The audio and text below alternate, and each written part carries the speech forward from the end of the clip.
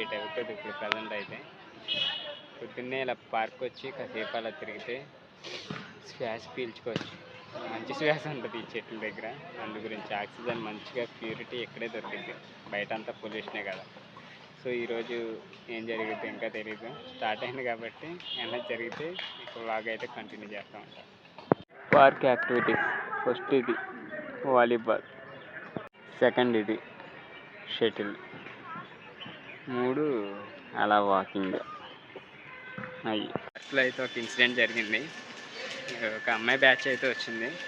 సడన్గా దాంట్లో ఒక అమ్మాయి కాలేజ్ టైం అయిపోతుంది వెళ్ళిపోదాం రా అంటే 8:45 కదా కాలేజ్, ఇప్పుడు వెళ్ళి ఏడ తెంగించుకుంటాం అండి.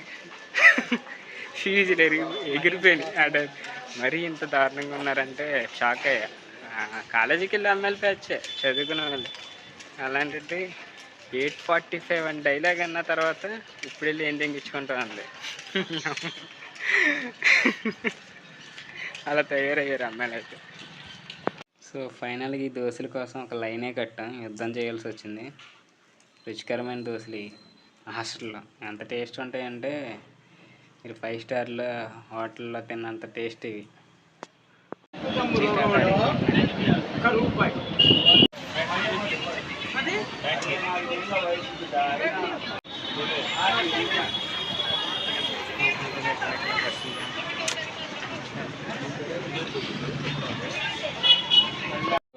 నైట్ టైం వచ్చేసి శుభ్రంగా ఈ ఫ్రైడ్ రైసే డైలీ ఇదే హాస్టల్లో ఫుడ్ అయితే ఇది, దాంతోపాటు థమ్స్అప్.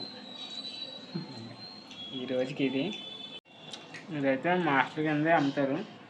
నన్ను పొద్దున బస్సులో చూసాం కదా, కుర్చీ తాత అంటారు కదా, అతను సేమ్ యాక్టివ్గా అందరిని అడుక్కుంటున్నాడు ₹1 కోసం. అదే బాగా చేసింది.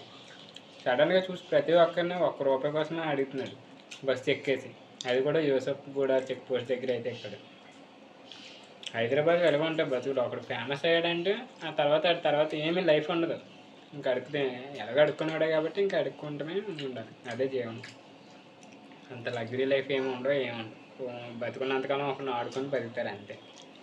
సో అదే చెప్పుకుంటున్నాడు తమన్ గడు. ఆ కుర్చీ మడత పెట్టి దెంగి డైలాగ్ వాడుకున్నాడు. నాకు కోట్లు వచ్చేసినాయి అనుకున్నారు ఏ బంగా కూడా, అందరూ నన్ను ఆడుకుంటున్నారు అంతే అన్న. అలాంటి వాళ్ళని వాడుకోకూడదు, ఏదైనా వీలైతే సహాయం చేయాలి తప్పించి